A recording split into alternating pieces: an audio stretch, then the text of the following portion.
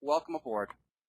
And the presentation I'm going to give this evening is one that I wish I'd given a long time ago, because it feels like I've had this knowledge for a while, because I've been teaching art appreciation with this particular approach for years and years and years, for 10 years, 10 years. So preparing this presentation has given me an opportunity to kind of go back and look back at the courses that I've taught, talk to former colleagues that also taught art appreciation and that I worked with using this approach, and also especially and most valuable I've found for myself and for understanding the value of art appreciation, talking to former students. So I'm going to incorporate a lot of that in this presentation. And the former students that are adults now and that are articulate and thoughtful and can look back on their education and see what was meaningful and what was valuable. All right, Liz, I'm glad you invited yourself. Excellent. Okay, great. So, first off, I want to talk a little bit about what comes to mind with art appreciation and why people do art appreciation. Because I think what you're going to see with my approach is going to be a little bit different. Those of you familiar with touching the art, you understand this. But I want to set out what people commonly think of as art appreciation. And I did a little bit of research. I talked to a lot of parents. I went to Facebook groups and engaged parents in why they saw art appreciation as valuable. And I saw some common answers. And maybe you can think of off the top of your head what you think is a value of art appreciation in a child's curriculum and education. And if you think of something off the top of your head, go ahead and put it in the chat and see if it matches up with what I've got. So, a couple of things that I learned.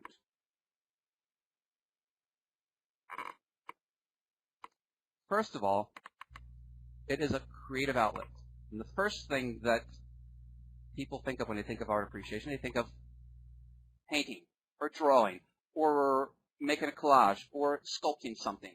When I took an art appreciation class in high school, the thing that I remember doing is making a kind of mug out of clay. When I tell people I'm an art appreciation teacher, the follow-up question is, oh, so you're an artist. And I have to kind of sheepishly say, no, I'm not, and I'm pretty unskilled in the art of art. So that's something that people typically think of, and they think of art as something that you can go to that isn't science, that isn't math, that allows you to be more creative, to do something hands-on. Get the kids involved in doing something and to be expressive. Right? That sounds familiar. Now, another reason why art appreciation seems to be studied is, and this is kind of a follow-up to a creative outlet, and this is maybe a deeper reason. I saw this a lot. Forms pathways in the right side of the brain. Now, I'm not a cognitive psychologist, and I don't know much about the function of brain, but this is something. I think. You guys know a little bit about the right brain, left brain dichotomy? How your left brain is your analytical side, logical, is detail-oriented. The right side of your brain is the more imaginative side, associative, creative side. And what a lot of educators think is school and education focuses on your left side of the brain at the neglect of your right side of the brain. And so in order to have a fulfilling life, you need to develop your right side of the brain too, to be creative. And it improves problem-solving skills and thoughtfulness and things like that. But the right side of the brain, you need to form pathways, and the way you do that is by doing art appreciation primarily, as some kind of creative endeavor that you take on. And that would be I think the main reason. Now,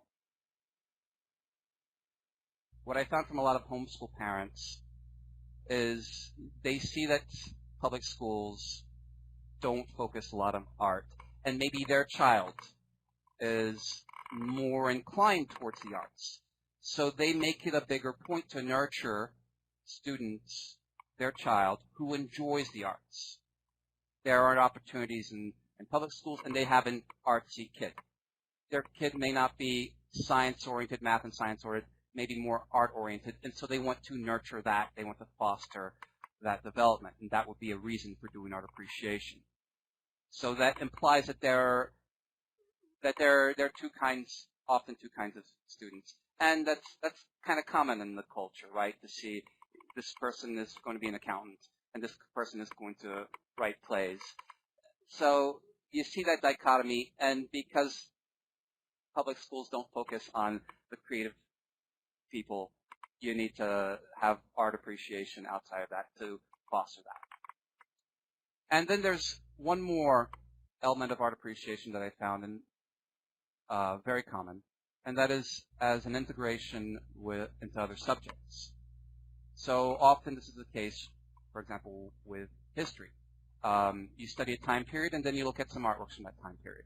Or something I do with literature, you read the Greek myths, and then you look at paintings that depict those Greek myths.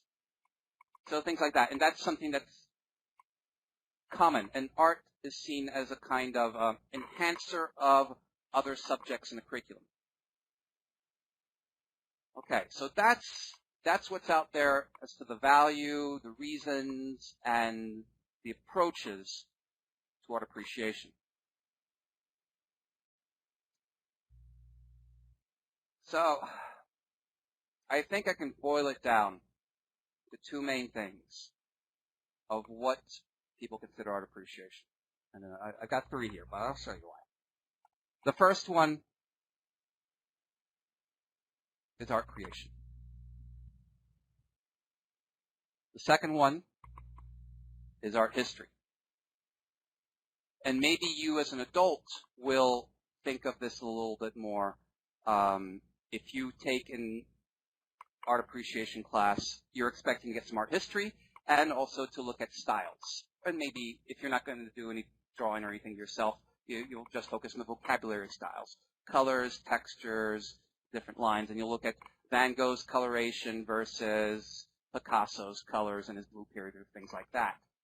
So art history, art creation, those seem to be the two main ways in which art appreciation is taught at any level.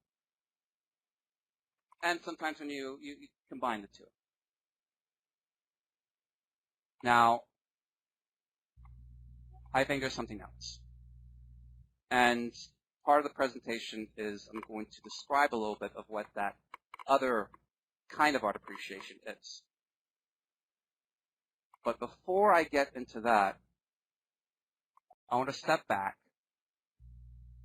and look at the value of art and why art at all should be taught. Because it is seen as something secondary by most of the culture.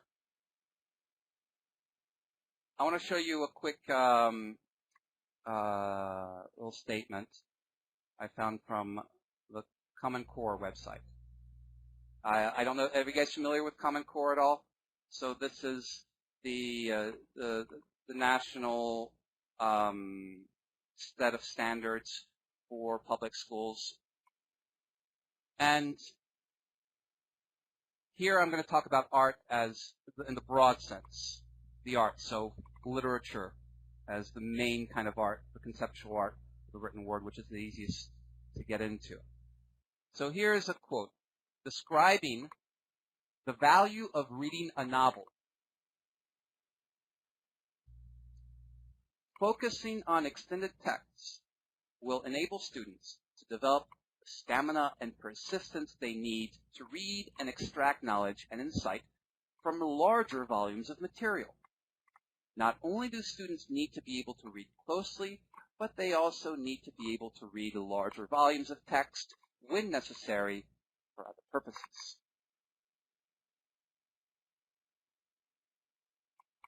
And this is indicative of the approach that Common Core is taking towards English classes, where they've diminished the amount of literature, poetry, and novels, which is the main way that art gets taught.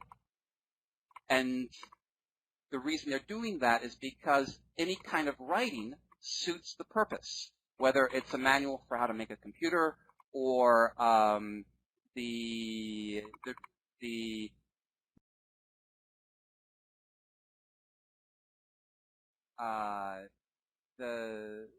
text underneath the I don't know, I'm trying to think of something to name.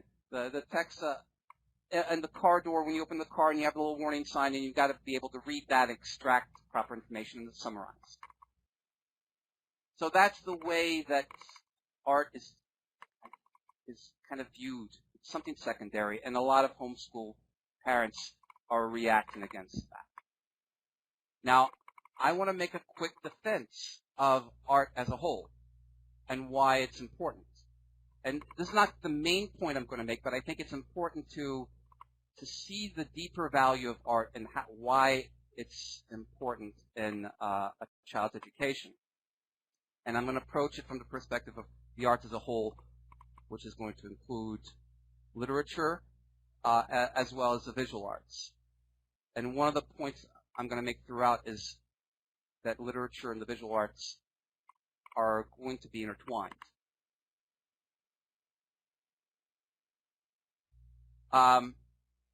Now, one reason I'm not going to focus too much on this is because I think there are others who do a better job at presenting the value of literature and the arts in education.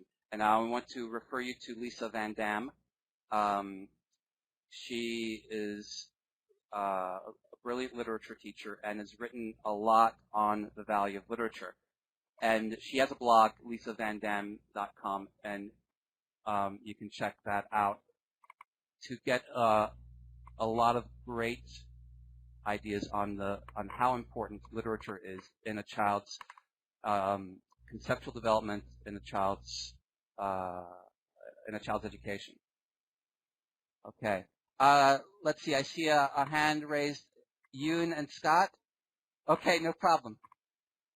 No problem. And as I'm going through, and if you do have a question or a thought that you want to bring up, please do raise your hand.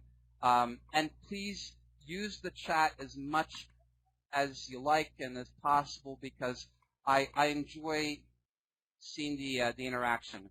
Now, typically for a class, what I'd have is everybody would be unmuted and you could interact and maybe even get on video. But because we've got a short period of time and we have a lot of people on board, I want to keep it going. But please interact with me through the chat. So I like seeing, even though if I don't get to read, I like seeing the feedback. And then if there's some point that you really want me to address, raise your hand. Okay. So just very quickly, the value of studying art. A few key points. One, there's no frigate like a book. And this comes from an Emily Dickinson poem that I like. There's no frigate like a book to take you lands away. You get to go live the lives of all kinds of different people, whether it's a hunchback in medieval Paris or a traveling mariner escaping monsters in ancient Greece, or a young girl coming to live in a new home in England after her parents died. You get to live these lives. You get to go to these places. You get exposed to the vast panoply of humankind and human potential. Next, art is purposeful. And this is a phrase, seeing the intention of details, that one of my former students mentioned to me when I talked to him. And I love that phrase because it kind of makes it sound like it's attention to detail, but much more important than attention to detail is intention of detail.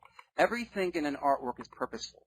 and developing a mindset to look at your life, the world, the people around you, with the thought that there's meaning behind things.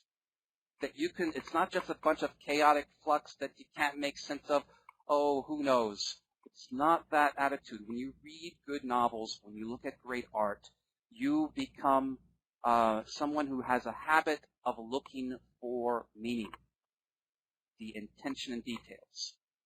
Okay, next. A vision of what is possible in life. And so this kind of goes along with the No Frigate Like a Book. And it gives you images of people that you can aspire to.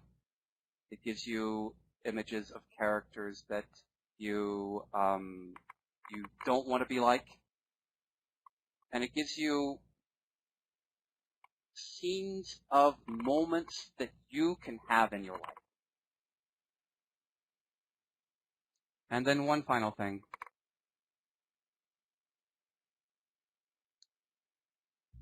Experiencing art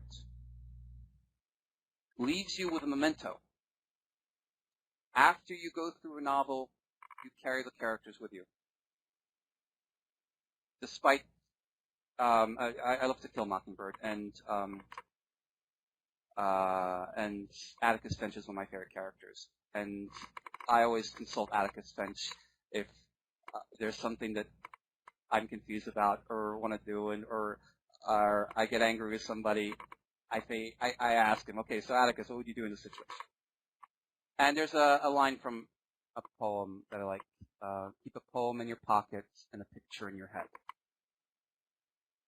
Keep a poem in your pocket, kind of take away something with you that you're from literature that you're always going to have around, and a picture in your head, an image. And I like that combination because a poem is the conceptual, the words, and an image can immediately come to mind as a vision of something.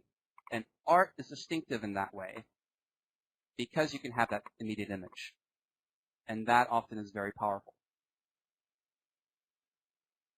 Okay, so that's my defense of art as such and why I think it's important as a whole.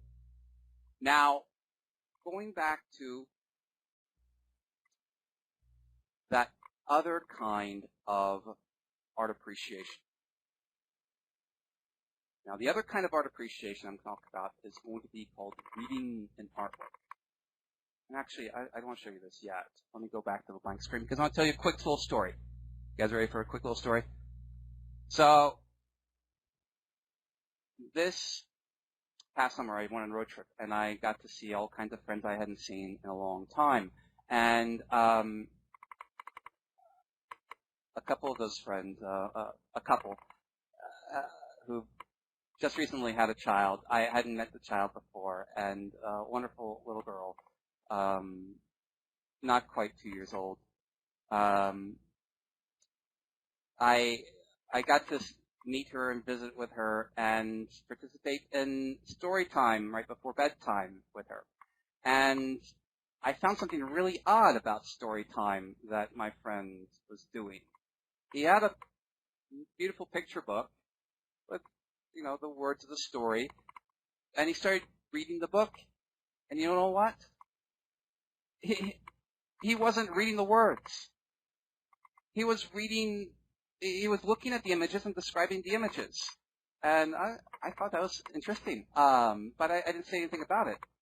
And then when I talked to him last night, he brought this up, and he says that he does this very often.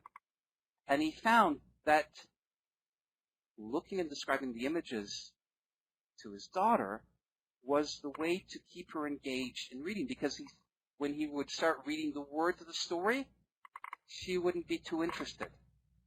And then I asked him this question. I asked him, did the words of the story match up with the drawings, the images? And he said, no, they didn't.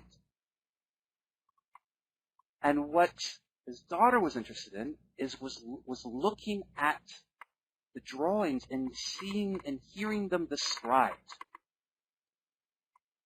And when he mentioned this, a memory of mine came up.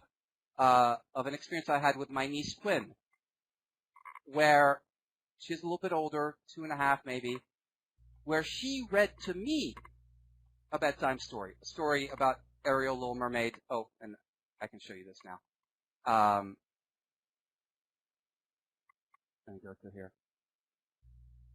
Story of Ariel, Little Mermaid. And what I saw was, of course, the words were much too complicated for her to read, but her reading was looking at these images and describing them.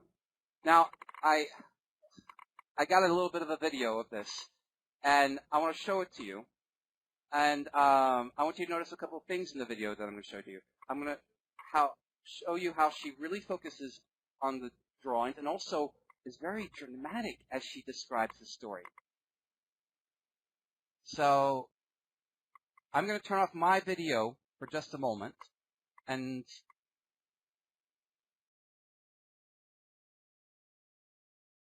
you'll be able to hear me. And I'm going to turn on a media player.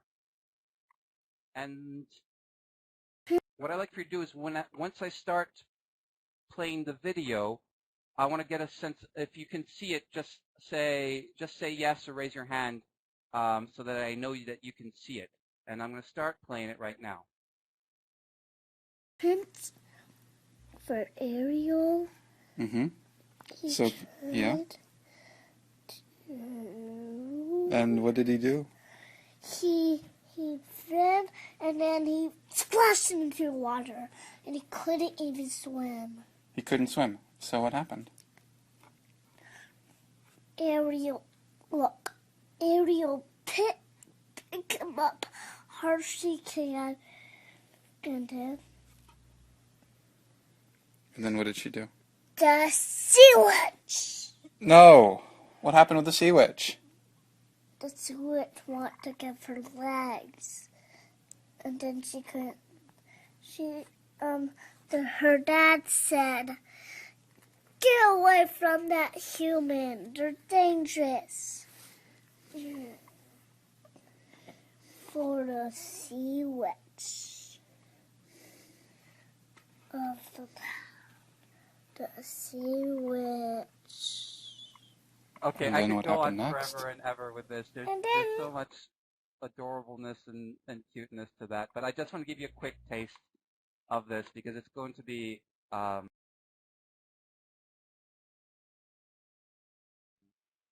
why I think art appreciation is vital.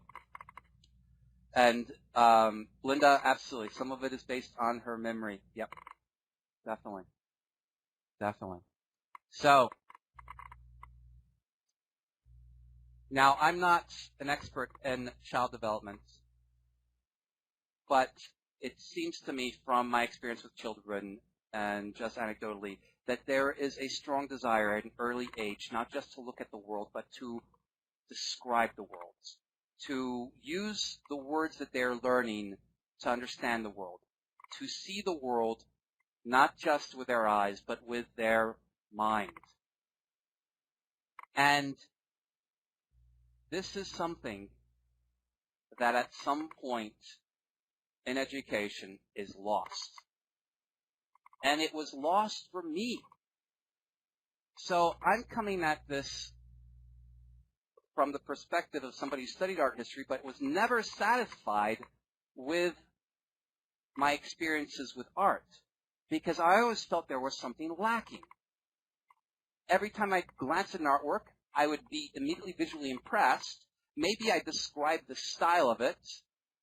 Oh, that looks like a little bit of Rococo. I can see the soft colors and the curvy lines. And then I'd run to an art history textbook. Never did I realize that there is something else to do with an artwork to gain the full experience. And that something else is something that I think children do naturally. And it is a skill that is not often taught. And it's a skill that I call reading an artwork. Now, I'm going to very quickly go through what I mean by reading an artwork and a few of the ways that what my little niece Quinn is doing can be made more sophisticated So I described it as not just describing images or putting words to them, but also putting your mind to the description, a purposeful mind looking to figure out a story. And then I'm going to briefly go through these, so if you don't get all this, don't worry about it. But I'm going to give you a couple of examples about how I put this into practice with younger students. So very quickly, reading an artwork. I like to describe it as seeing with words. Whatever you're looking at, you're putting words to it. And this is a kind of liberating experience for kids where they get to put whatever words they want down in their descriptions. Whatever they're seeing, it's theirs, their words. And it's a kind of free writing exercise. You look at the artwork, you describe it, you go wherever the artwork, wherever you're being taken to, you're drawing whatever conclusions, you're the author of the novel of this artwork. And then you include also your imagination into this. Because this is not just a diagram of a printer, it's a reality and meant to be looked at as a reality. You can do things to immerse yourself and to be imaginative as you get into this reality. Imagine what the characters are saying. Imagine what it feels like in the setting, what you might hear, what you might smell. Imagine movement, because there is implied movement in the visual arts, in a depiction. And then there's this, which is the key to using your mind to be more sophisticated at grasping what's going on, to seeing the purpose behind the details, the intention of the details. I call it shuttling. It's a term that I've heard before, but I really like this term, where you notice details and you infer from them. You ask the question in the back of your mind, what is the possible meaning of this? Like you might be Sherlock Holmes at a crime scene, looking for clues. And then the reverse as well. So if you have a conclusion, what are the details that support it? And this is very analytical, deductive. So this person looks happy. What details do you see that suggest that? All right, Deb, thank you very much for stopping by. And if you want to watch, there'll be a recording of the rest of it. So if you want to catch that, you're much more than welcome to. And then finally, one more important part, making connections. Making connections, making associations, integrating with the rest of your knowledge. Do these characters remind you of characters from literature, from history, from movies that you know? And then more importantly, personal connections. When have you been in a moment like these characters are? And, all right, so that's very quick. And these are all skills that are developed. And I'm going to give you an artwork here that I like to teach to elementary students, often lower elementary, so second, third, and fourth grade. And as you're looking at this, you can start describing for yourself. Now, if we had more time, what I would do here is give you a mini art appreciation lesson where I'd have you start doing a reading and go through the process. But just take a quick look, see what's going on.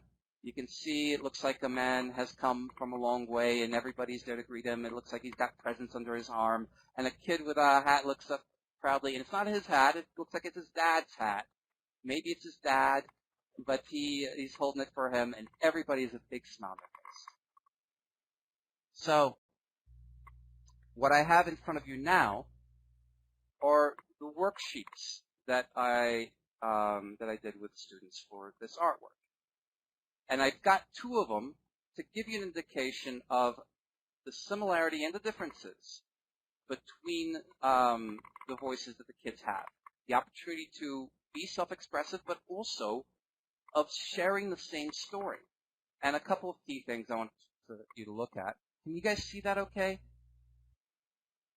It might be a little bit fuzzy. Can you make it out okay? All right. So I'll just go through a couple of them. first off, down at the bottom, here's a quote. Imagine if you were there, what would they be saying? And I put it with that young woman who's hugging. I'm so glad you're back. I thought you'd be gone longer. And over here, I miss you so much. And then at the top here, what I've got is a question for a personal connection. Who is someone you were looking forward to seeing over the holiday? I looked forward to seeing my cousin Christopher. I was looking forward to seeing my grandma and making these kind of personal connections. And then one more for this shuttling idea. Is the man coming or going, and what are the clues? And of course it looks like he's coming, but the important part is, what do you see that makes you say that? And I like these. People are smiling. He's facing them. He brought presents. And over here, the kid took his hat. Everyone is happy. There's a woman hugging him. Oh, and then just as a quick title, I like this. What's your title for the artwork? A Very Happy Family. And what's the title over here? The Hugging Casino. Okay, so just very briefly, I want to show that to you. All right, and I see a hand up. And Linda, let's see. I don't know if you put it in the chat, but go ahead and put your query or thought in the chat, and I'll look out for it. Now, next, here's one more example of no problem, Linda. Here's one more quick example of the practice of the techniques. So we looked at two portraits, stern versus kind, and identified this abstraction. Somebody who's stern, somebody's kind, have some quotes again, and then what makes them look stern and what makes them look kind. And you can kind of get an idea there of the contrast. And Chris, I think you mentioned early on, one of the values is observation, and observation, paying attention to details and the significance of details is definitely something that is a value that you can get from reading artworks. But what happens here is the kind of practice you do in this shuttling becomes automatized, becomes automatic, so that whatever artwork you then come to, and then also whatever real-life situation you come to, your mind starts to automatically think like this. Okay, I'm going to move on now because we don't have much time. I wish we had a lot more time. So, if we had more time, I could show you examples of older students' readings. So, by the end of it, what it is you just get a piece of paper, you just go ahead and read, and all these techniques are adapted and they're reflected in their looking, they're seeing with their mind.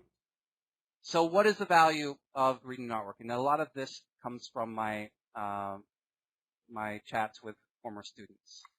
And this is one that I found very interesting. One of my students said it helped them find their own voice. And as another student kind of, I think this associate said, they felt like they had the freedom to make connections. That when they were looking at this artwork, that there was something personal about it. In the reading of the artwork and in the associations they were making. That artwork, as my student put it, that artwork can remind me of my grandmother. And it doesn't remind anybody else of their grandmothers, but it reminds me, and that's valid and that's important. And then what I would have students do is read their readings and make their associations as we're in a group. And what they get to hear is they get to hear others' views of that artwork and share their own. And I think that helped them, I think, find your own voice, having an idea of their personal identity and expressing their personal identity and seeing how it's different and similar to others and getting ideas from others, I think is very valuable. And doing readings of an artwork as a class is something that works very well with that. When you're reading a novel, you read and understand the novel first, and then you can have discussions afterwards. But the process of reading an artwork is your own voice. And that is something that you can express. With a novel, the process of making it your own is your imagination, what you see. But that's not something that you can express very easily to others.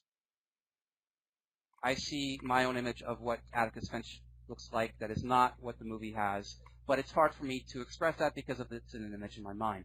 But your experience of the artwork can be expressed.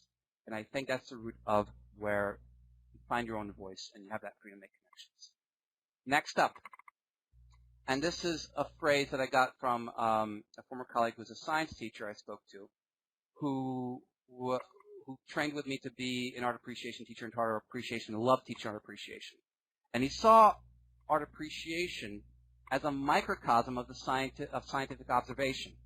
So you have an artwork which is self-contained where everything is purposeful, and it's your job to observe and to pick out and to ask the questions to come up with an abstract meaning, which is essentially the same thing that you do when you are looking out at nature. But he said that that's, as a science teacher, that was more challenging to do because there's a lot of setup in order to show certain laws of nature, or it took a lot of time. So if you're going to observe the phases of the moon and record those and see the repetition, then that can be very challenging because you got to do it over time. But in the span of 20, 30 minutes with an artwork, you get to do that. So it's a microcosm of that approach. Now, the combination of these two is something that I think is fascinating. There isn't this dichotomy between left brain and right brain in the process of reading an artwork. It integrates the two. And they're both essential for the kind of experience that you want to have that's meaningful, that's powerful with an artwork. So here's my final statement. Reading is a process that involves both observation, analysis, logic, as well as imagination and associations to create a powerful emotional experience with the artwork. Okay. So, if I were to go back and say what's the value of art appreciation in a child's education, it gives them the opportunity to practice these skills that are assertive in understanding and enjoying great art.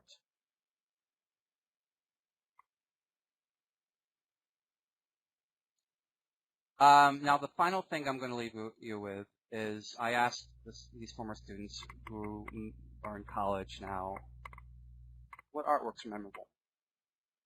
And I'm going to harken back to the original importance of art, which is to kind of give you a vision of what's possible in life and to inspire you and to set you in a direction that you want to go. And I'm going to share with you the top three. And these were artworks that they all mentioned, and each of them mentioned them as their favorites, as ones that they vividly remember.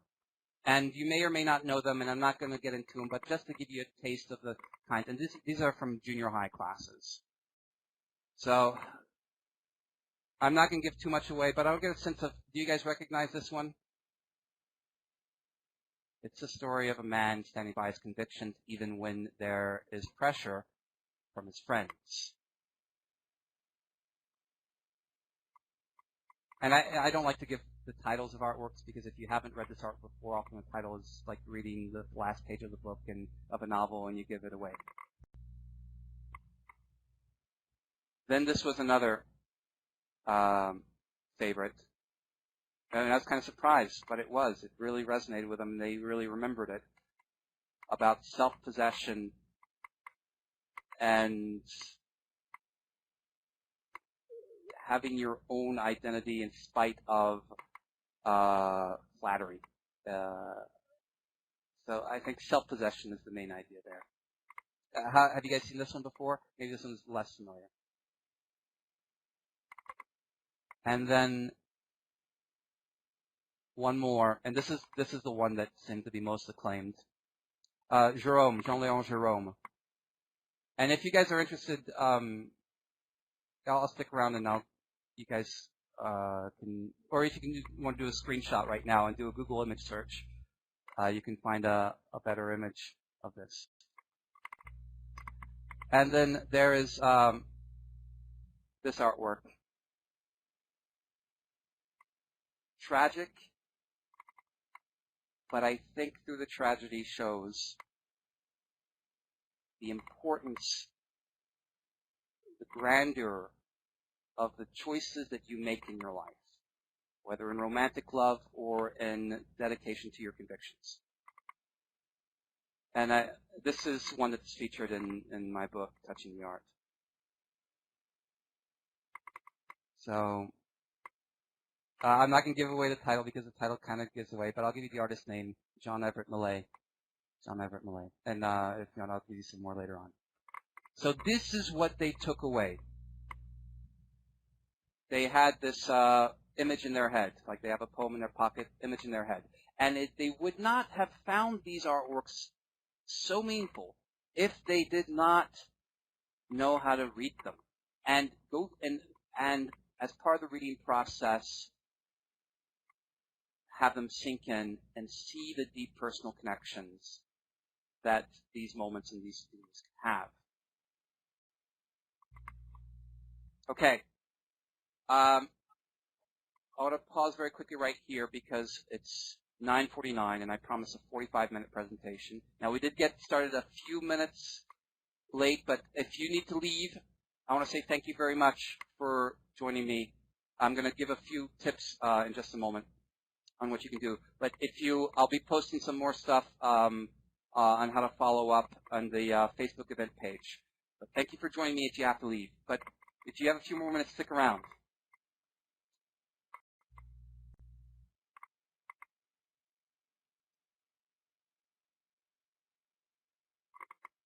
So final image for the presentation, I've got these two.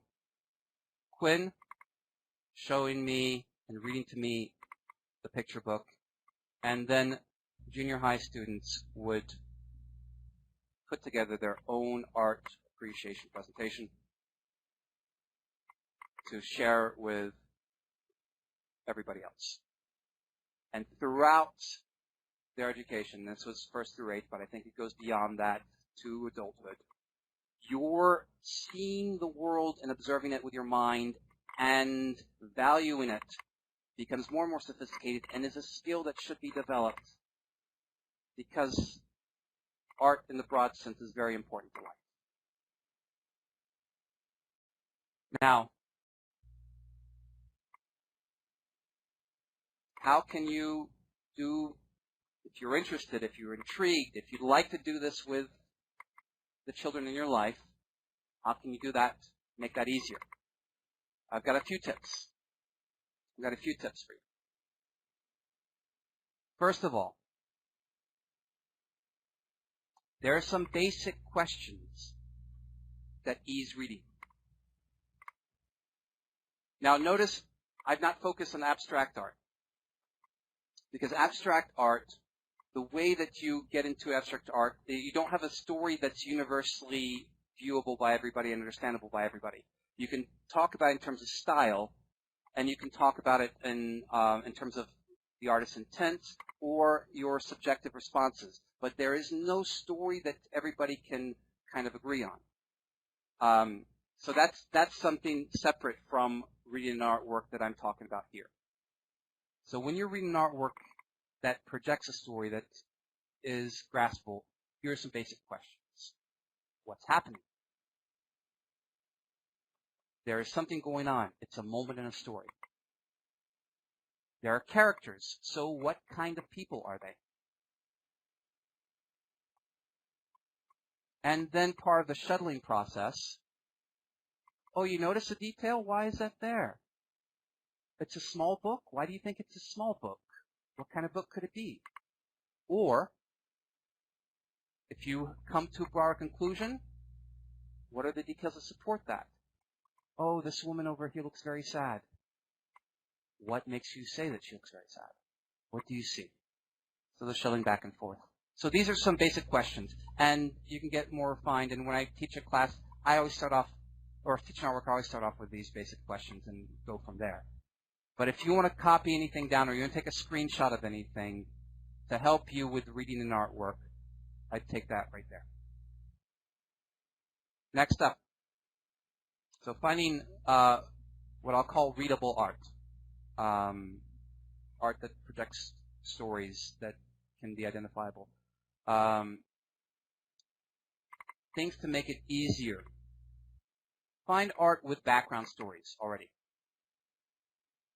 and oftentimes like myths. If there is a background story, then there is a moment depicted in that story. You can kind of try to piece it together. In a good artwork, you don't need the background story. So I never, if I'm introducing artwork, never start with a background story. Start with the artwork itself and come up with a story. And then you can go to the background story and see if it fits.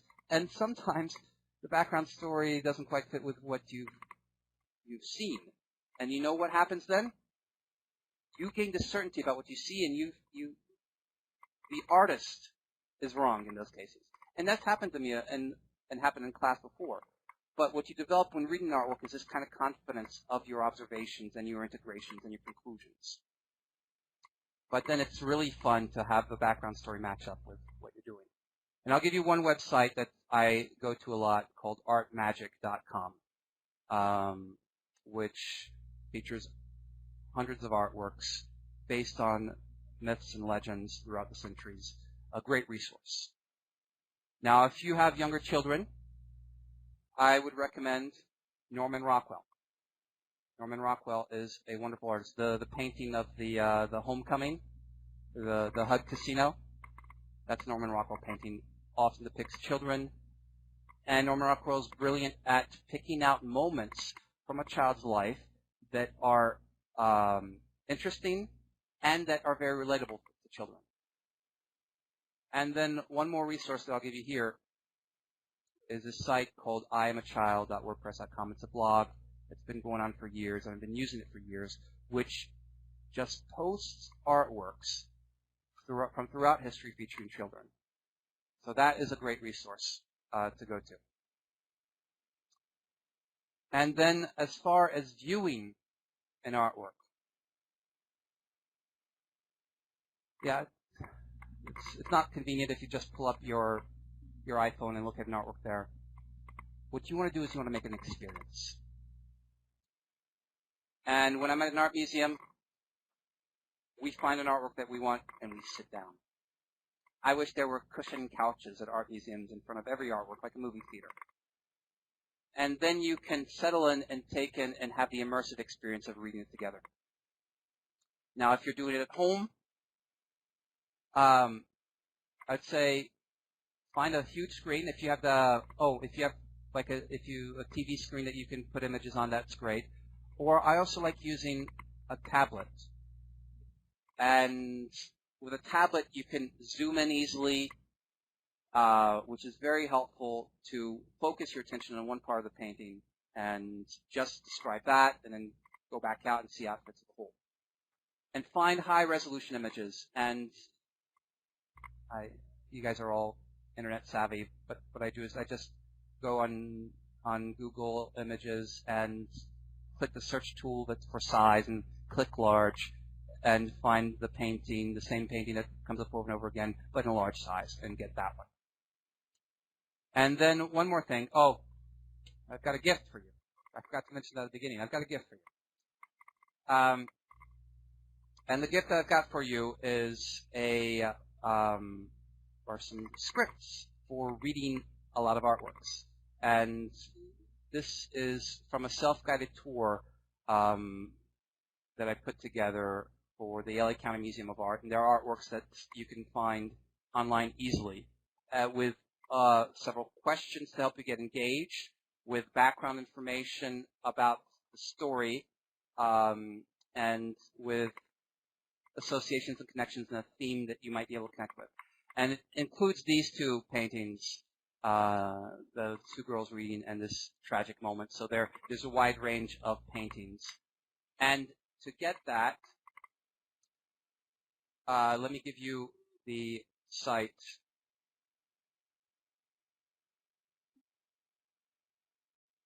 You're going to go to this site right here, and I'm posting in the chat. You can copy and paste this. I don't think you can click on it, but you can copy and paste it and go there immediately, and you can download that right here, right now. So download that. Go ahead, do it. You'll have it on hand, and if you want to engage, make use of any of those, it's there for you. Now, if you get there, yeah, absolutely. Please do share this. Please do share this. If you're there and you are interested in a couple of things, and this is if you want more, then first off, if you haven't read my book, it's very simple, very approachable, it's short, and it's like going on an art tour with me. That's how I tried to write it. So Touching the Art book I'd recommend that, and you can get that right now if you like. It's as an ebook, as a PDF file. Now, next thing, I'd like to start teaching art appreciation classes for children.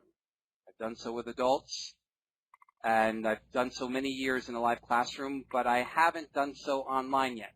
So I want to start teaching art appreciation classes for children online. And if you are interested in an online art appreciation course, I'm imagining once a week, 30, 40 minutes during the day, maybe Thursdays, and different classes. So I would have maybe one a lower elementary, like a second, third grade, then an upper elementary, maybe like fourth, fifth, sixth, and then maybe a junior high, where it becomes more sophisticated. And so please indicate to me when you go to this page for the free download, please indicate to me right here, I've got a couple of questions.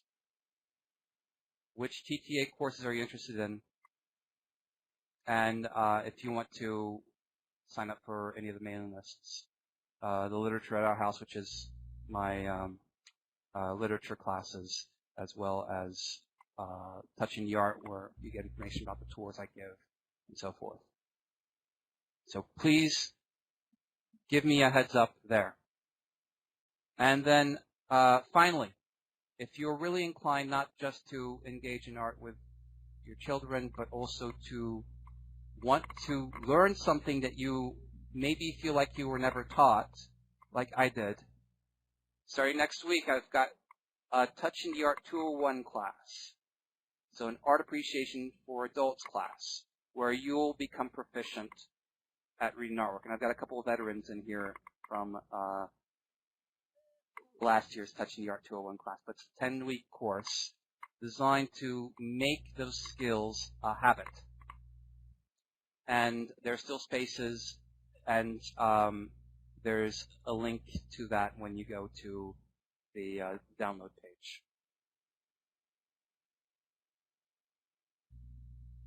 Okay. Thank you very much for joining me.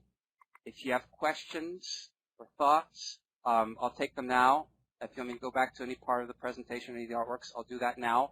If you've got to go, thank you for sticking around for an hour. There will be a recording of this presentation available in a few hours, and I'm going to post the link on the Facebook event page. Feel free to share that recording with anybody you like.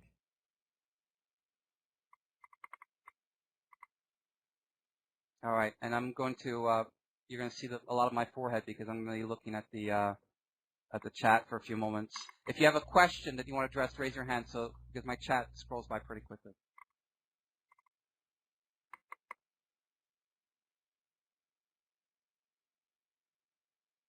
And I'm reading some of this. All right.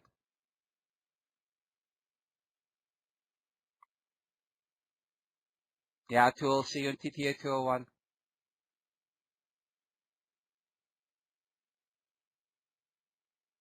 So Linda, you're asking if it's an accredited? No, it's not an accredited course. No. But if there's anything that I can help any kind of recommendation or anything like that. Are you? I want to make sure to know what you're talking about. You're talking about TTA 201 because I make it sound like a college course. Yeah. So, or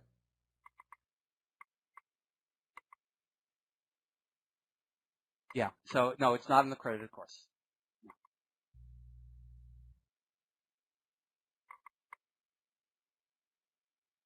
Maybe one day.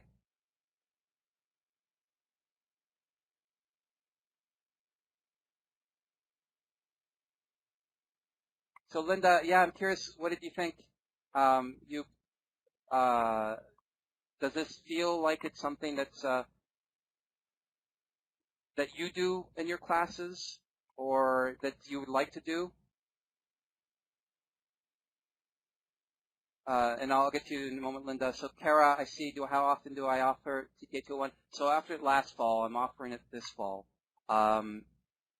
Enrollment hasn't been as brisk as I've wanted for this fall, but I'm going to keep I'm hoping to build up more interest, and I want to offer it again in the spring. I think it's the most valuable class that I can offer, more than the book, more than the kids' classes, I think, because adults, when they come on one of my tours or they see a presentation of mine and they experience reading the artwork, they say, wow, that was amazing.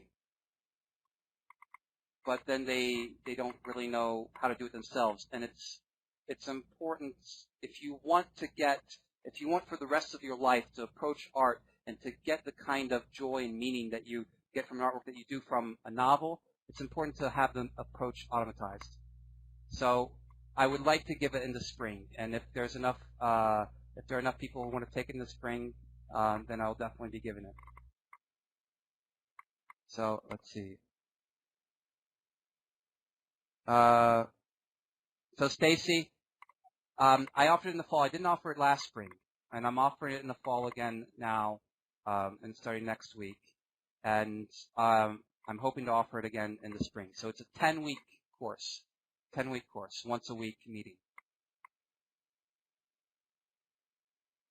And Anne-Marie, I'm looking at what you're saying. All right, I'm glad you found those question ideas helpful. Great.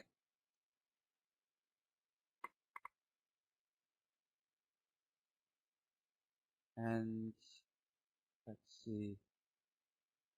And Linda, you say you teach childhood, pre-K, kindergarten. Simplified for the kids. Yep. And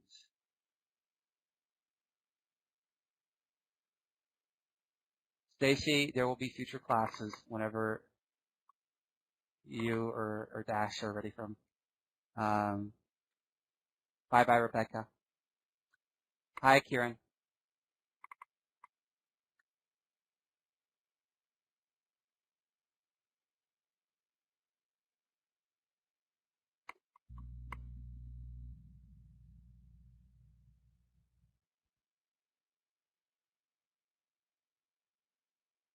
All right, any final thoughts or questions? Anybody else before I sign off?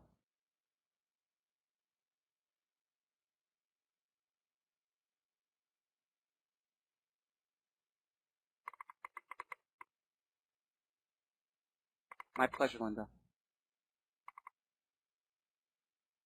Bye, Anne-Marie.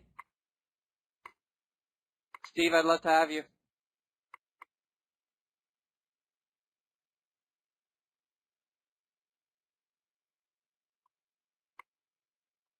Bye, Stacy.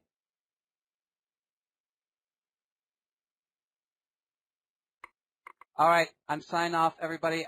Find me, fill out that quick survey, send me your thoughts and feelings on what you'd like to see in the future, and keep in touch. Have a good night.